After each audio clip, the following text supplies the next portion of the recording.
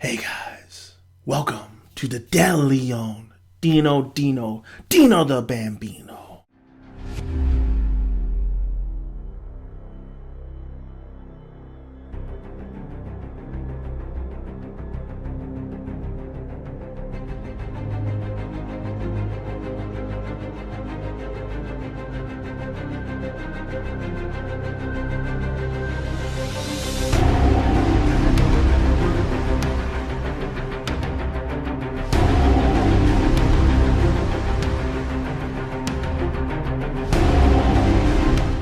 What's going on, guys? Welcome to Think About It Reviews, and we are talking Need for Speed, and it is the film, not the game. I used to always play the game, but this is the film that came out in March 2014. Had a chance to see it in the theaters, and I just wanted to review movies that I've seen and that I'm like little independent movies as well that a lot of people haven't really heard of or maybe haven't watched.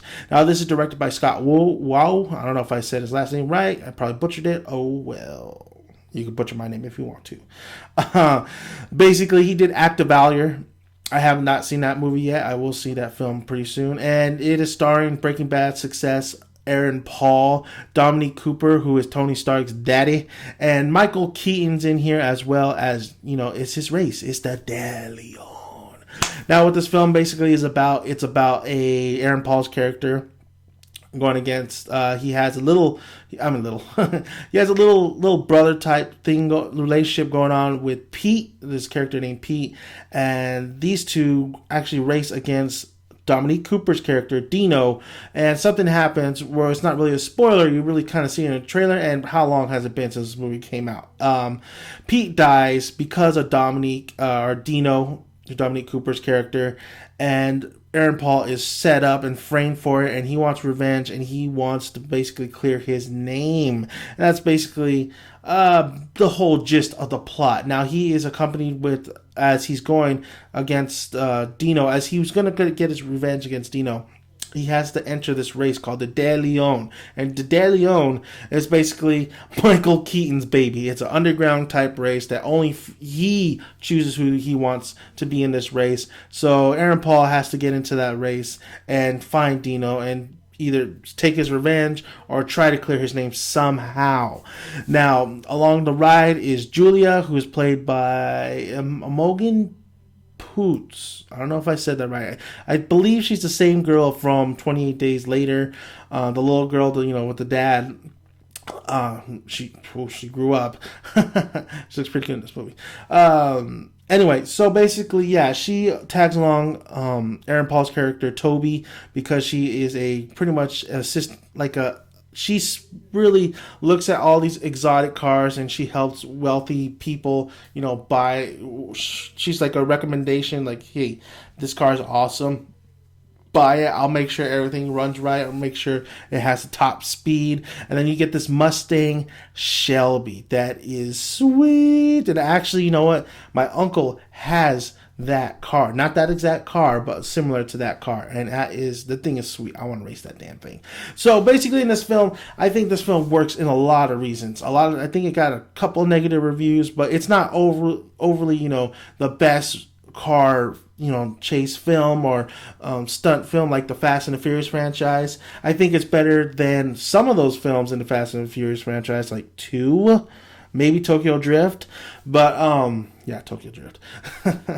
The stunt work on here, the practical stunts, with the car, you got to think Mad Max here. I mean, they really took the time to do these stunts, and they really do them too. You got some GoPro action with the camera work to showcase the hood of the car, the inside of the car, the reactions of the actors, and sometimes you could tell, like, okay, that's GoPro, and this is clean direction with the stock footage or whatever the footage that they're using. So what wait a minute, them splicing it together is a little off, but you get used to it, and you do appreciate the fact that, hey, at least they had, the actor's reaction when they do that stunt. The stunts are fantastic. I think the stunt work, the action set pieces are great. I think Aaron Paul as the lead actor he's fine. I wish they would have given him a little bit more character, a little bit more personality, but he's fine for what he has. I think Julia, it was one of my favorite characters in this film. She's sassy, she's this she definitely does a great job, really showcasing her abilities as well to race cars. She's hot, heavy-headed. She's hard-headed, which is great as a character. And then his crew as well. That consists of you have a pilot in here who makes sure that he pretty much navigates them through all the busy streets and stuff, which was awesome. You also have these two other pit crews who make sure that they have a tow truck, so to speak, and they have a gas tank that maybe while on the road they put gas in this car without him having to stop. Just great overall stuff. I mean, his crew was really funny, his crew was really funny. His crew was really, really funny. Maverick. I see Maverick. Or Liar One. Great comedy in here. Subtle comedy. It was great. Man, what can I mean, this movie, when I first saw it, it was a little bit too long. I think the editing they could have cut down some stuff. They could have done away with maybe this certain aspect in here where they get a bounty put on them. I don't think they needed that as well. The soundtrack was nice. It blended really well. It had that, Friday Night Lights kind of feel to it. The tone was great. The pacing, like I said, could have been, I think editing wise, there was an issue there where they could have cut a lot of things down to make this a shorter type film. The climax, I think, was probably icing on the cake. It wasn't the overall best climax I have ever seen, but it's very satisfying. But this movie really did a lot, and it really, showcased that, hey, we don't need, special effects. We want to go practical. We want to showcase these cars. We really want you to feel like you're in with Aaron Paul's character, with Julia's character. Julia and the whole crew. And and these crew, they have great chemistry. I think this crew is I know they try to go the Fast and Furious way with diversity, and I think it still works. I think it definitely works, and I think diversity is definitely a great way to go if you're going to have a crew. Because I have a crew as well, and they're diverse, and we are awesome. So, but yeah, I felt like this movie, I felt like I was with them. I felt like these stunts were real. I felt like there was some seriously consequences, because there's a lot of destruction in this film, especially that third act. But overall, this was a pretty good film. It was pretty enjoyable, pretty fun. I don't think it gets all the backlash it deserves. I think you'll have fun with it. I think the pacing will get to you a little bit because it is a little long.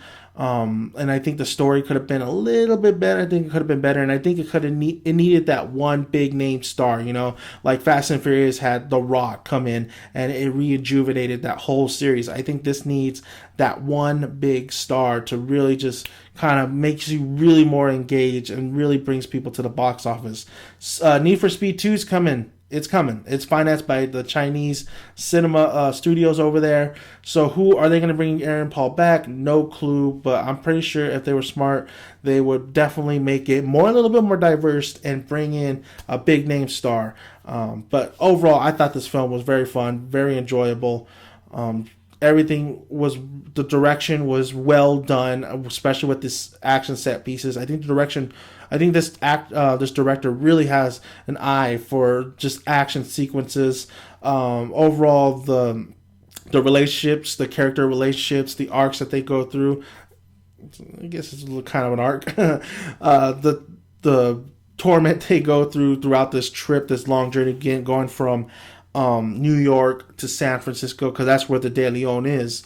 And Michael Keaton was great. I love Michael Keaton. They could have used a little bit less Michael Keaton. I think they really just focused, but it's his race. But I think he's great. I think Michael Keaton is always great. Kind of running up Beetlejuice all the time. But overall, I really just enjoyed this film. I think it's just, if you I think you will enjoy it. If you like the Fast and the Furious franchise, and if you just like, car chases, car sequences, car set pieces, this will be the film for you. I think this is one of the best video games to film adaptations, and rightfully so. I think this was a great movie, a fun movie, a popcorn type movie, a movie that you definitely want to put in your DVD player and check it out. So thank you guys for listening. I highly recommend you check this out if you haven't already. It is really kind of like that hidden kind of gem. It's not really hidden, just people didn't go see it. And I just think you really will enjoy it if you really like the Fast and Furious franchise. So thank you guys. And like I always say, grab a tick, grab a seat, get some good popcorn to eat. I'll see you at the cinema. Bye, guys.